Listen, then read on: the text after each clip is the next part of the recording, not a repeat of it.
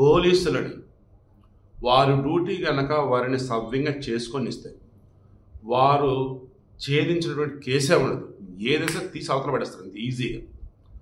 మద్యం ముడుపుల కుంభకోణం సంబంధించి ఆ స్కామ్కు సంబంధించి 3వ ఛార్జ్షీట్ కోర్టులో వేశారు.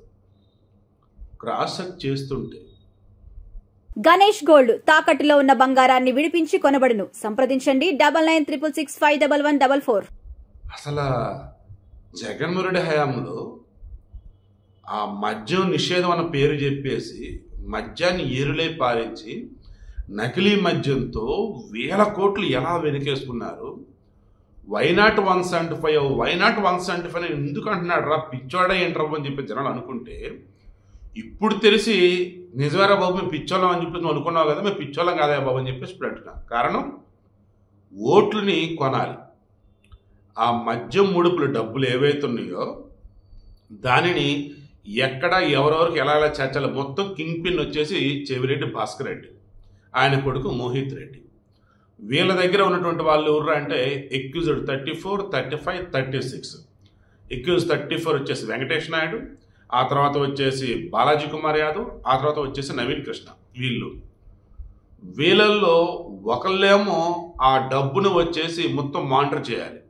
అరే వీళ్ళు డబ్బులు ఇచ్చారా, వీళ్ళు ఇచ్చారా, ఎంత ఇచ్చారు ఏంటి. ఇంకొకళ్ళు వచ్చేమో ఆ డబ్బుని జాగ్రత్తగా ట్రాన్స్పోర్ట్ చేయాలి. ఇంకొకళ్ళేమో ఆ వచ్చిన డబ్బుని ఎవరెవరికి ఎంతెంత పంచాలి. ఎందుకు ఈ పంచడం అంటే ఎన్నికలలో ఓట్లు కొనడానికి జనాలుగా డబ్బులు పంచాలి అనకూడదు. కానీ కొంతమంది మతస్థులని ఈ ఓట్ల రూపంలో ఏ రకం కొన్నారు అంటే వాళ్ళు దేవుడి మీద ప్రమాణం చేయించడం. ఇదిగో డబ్బులు తీసుకుని మీకే ఓటేస్తా ప్రమాణం చేయి, ఇదిగో పవిత్ర గ్రంథం మీద ప్రమాణం చేయి, ఇలా ఒట్లేపించి పిల్లల మీద ఒట్లేపించి ఇంట్లో మీద ఒట్లేపించి ఎలారా జగన్కి 39% ఓట్లు వచ్చాయని అనుకున్నాను. మీలో చాలామంది అనుకున్నారు కదా, ఇదిగో ఇదే ముందుగానే డబ్బులు ఇచ్చి వాళ్ళ చేత ప్రమాణం చేయించేసుకోవడం మీకే ఓట్లు వేస్తామని. ఓలల్లో ఇప్పటికీ అమాయకంగా ఉండబట్టే ఆ మాత్రం ఓట్లు ఇచ్చేవాళ్ళకి.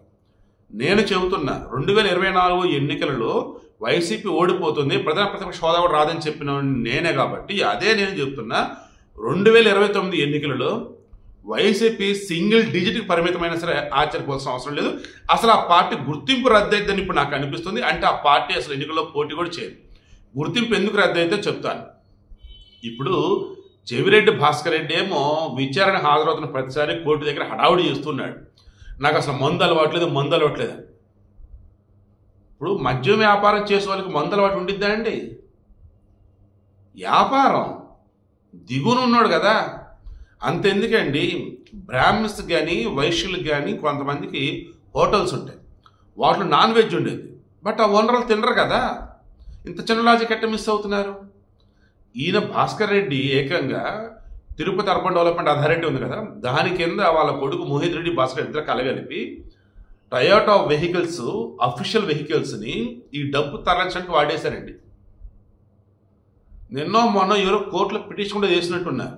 ఎన్నికలు రద్దు చేయాలి, 2024 ఆల్రెడీ ఎన్నిక అయిపోయింది కాబట్టి వాటిని రద్దుని ప్రకటించి మరలా ఎన్నికలు పెట్టాలి అంటున్నారు.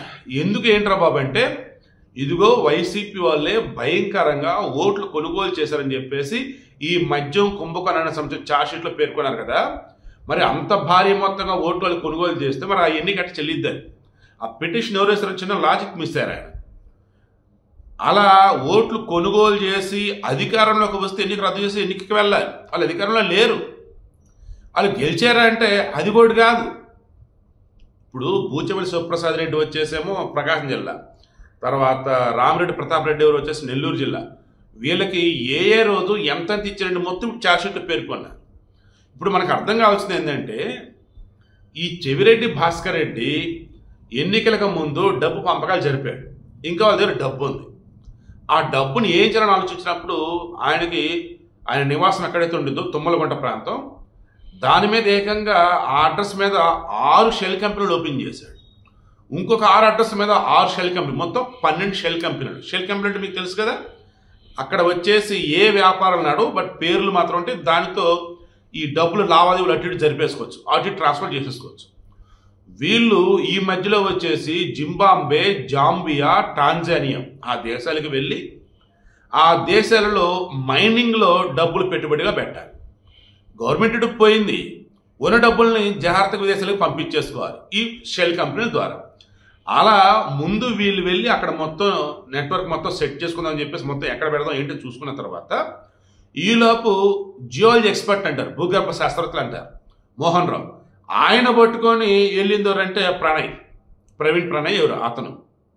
ఈలోపు చాణక్య ఎక్యూజ్డ్ 1 నుంచి ఆ ఎక్యూజ్డ్ లిస్ట్ ఎంత ఉందో మరి ఈ మధ్యలో ఉన్న వాళ్ళందరూ కూడా ఏ రేంజ్లో కథ నడిపారంటే, డబ్బు అన్నది ఏ బీవరేజ్ కంపెనీ ఎంత ఇచ్చింది, వాళ్ళకి మరలా మనం తిరిగి ఆర్డర్ పెట్టాలి కదా మందు రావడం కోసం, అది ఎక్కువ పెడుతున్నాం లేదా, ఎక్కువ పెడితే మరలా ఎక్కువ కమిషన్లు ఇవ్వాలి. ఈలోపు వచ్చినటువంటి డబ్బుని ఎక్కడిస్తారు, దానిని ఎక్కడికి తరలించాలి, ఈలోపు కౌంట్ కరెక్ట్గా ఉందా లేదా, వచ్చిన తర్వాత దాన్ని ఎవరికి చేర్చాలి, ఎలా ఏంటి, ఎక్కడ దాచాలి, ఈ దాచిందని పంపేటప్పుడు ఇబ్బంది లేకుండా ఎలా, అసలు ఇది అంతా ఎలా బయటకు వచ్చిందంటే మీకు తెలుసా? మే 9, 2024 హైదరాబాద్ నుంచి తాడేపల్లికి ఓ వెహికల్లో డబ్బు పట్టుకొస్తున్నారు. గరిగపట్టి చెక్ పోస్ట్ అంటారు, మన ఆంధ్ర తెలంగాణ బోర్డర్. ఆ గరిగపట్టి చెక్ పోస్ట్ దగ్గర పట్టుబడింది 8,92,00,000 వర్త్, 8,96,00,000 వర్త్. అరే ఇంత డబ్బు ఎవరిదిరా ఏంటంటే, అక్కడ ఆ గరిగపట్టి చెక్ పోస్ట్ దగ్గర ఆ డబ్బు కన్నా పట్టుకుపడకపోతే అసలు మద్యం స్కామ్ అనేది బయటకే వచ్చేది కాదు. అఫ్కోర్స్ ఆ తర్వాత ఏదో కొద్దిగా బయటకు వచ్చేది, ఎందుకంటే పురంధేశ్వర సైతం అన్నారు కదా, ఎక్కడా లేనంత దారుణమైనటువంటి మద్యం కుంభకోణం ఏపీలో జరిగిందని. ఢిల్లీ లిక్కర్ స్కామ్ 100 కోట్లే, ఇది 1000 కోట్లు కదా. మొన్న లావు శ్రీకృష్ణ ఎవరు అనుకుంటాం ఓపెన్గా చెప్పాడేశాడు పార్లమెంట్ సాక్షిగా అందరితో, ముఖ్యంగా స్పీకర్తో అన్నాడు, అయ్యా speaker sir, Delhi liquor scam వచ్చేసి జస్ట్ 100 కోట్లు, జస్ట్ అని వాడు ఎందుకు యూజ్ చేస్తానంటే ఏపీలో జగన్ హయాంలో 1000 కోట్లు జరిగింది, సో దాని ముందు ఢిల్లీ జుజుబీ కదా, దాని మీద ఎంక్వైరీ చేయండి, సిబిఐకి ఇవ్వండి, ఈడీకి ఇవ్వండి, ఆల్రెడీ స్పెషల్ ఇన్వెస్ట్ టీమ్ చేస్తుంది, మొత్తం కోఆపరేట్ చేస్తుందని చెప్పేసి చెప్పుకొచ్చాడు. అప్పటికి ఈడీ ఇన్వాల్వ్ అయిందనమాట. ఈడీ ఇన్వాల్వ్ అయ్యాక తెలిసింది షెల్ కంపెనీలు ఈ మధ్యలో వచ్చేసి ఫారెన్కి వెళ్ళిపోయేసి అక్కడ వచ్చేసి మైనింగ్లో పెట్టుబడి పెడతాను ట్రై చేయటాలు, ఈలోపు ఇక్కడ వచ్చేసి అరెస్ట్ అయిన తర్వాత జైల్లో ఉన్న తర్వాత కూడా డబ్బులు అన్నది ఇంకా అక్కడ ఎక్కడెక్కడ మొత్తం లెక్కలు చేస్తుంటే బోర్డు చోట్ల బయటపడుతూనే ఉంది. ఇదంతా క్రాస్ చెక్ చేస్తే ఎన్నికల సంఘం, ఎన్నికల కమిషన్ ఉంది కదా, వారికి సంబంధించి ఒక పార్టీ యొక్క ఒక పార్టీ యొక్క గుర్తింపు ఎందుకు రద్దు చేయకూడదు ఏంటన్నది త్వరలో వైసీపీకి నోటీసులు పంపుతారు. ప్రాపర్ వేలు అన్ని కరెక్ట్గా కనుక ఉన్నట్టయితే నోటీసులు కూడా లేదు, గుర్తింపు రద్దు చేస్తున్నామంటారు. ఎందుకంటే ప్రజాస్వామ్యంలో ప్రజలకు ఉన్నటువంటి ఆయుధం అంటే ఓట్లు, ఆ ఓటుని డబ్బు పెట్టి కొనడం అంటే అది మహాపాపం. ఆఫ్ కోర్స్ ఈ రోజులు అమ్ముకుంటున్నారు, కొనుక్కుంటున్నారు, కానీ అధికారంలో ఉంటూ అధికార దుర్వినియోగానికి పాల్పడుతూ అధికార వాహనాలను వాడుకుంటూ ఇలా చెప్పుకుంటూ పోతే ఘోరాతి ఘోరంగా దారుణంగా భయంకరమైన పెద్ద లిక్కర్ స్కామ్కి పాల్పడే బ్యాచ్ ఈ వైసీపీ బ్యాచ్. నేను జస్ట్ రఫ్గా మన చుట్టుపక్కల వాళ్ళకి అర్థమయ్యేలాగా చెప్తుంది ఈ వార్త.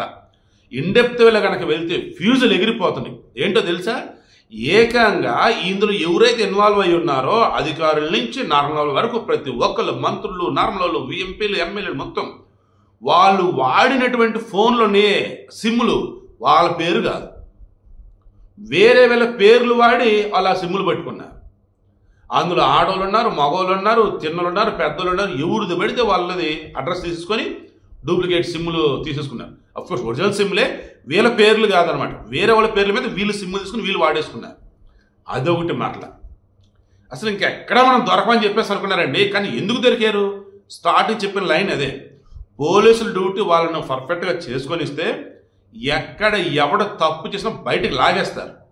ఐఎమ్ షూర్ దేశ చరిత్రలో ఈ వైసీపీ హయాంలో సార్ మద్యం కుంభకోణం కని విని ఎరుగనిది అన్న రీతిలో త్వరలో తేలుద్ది.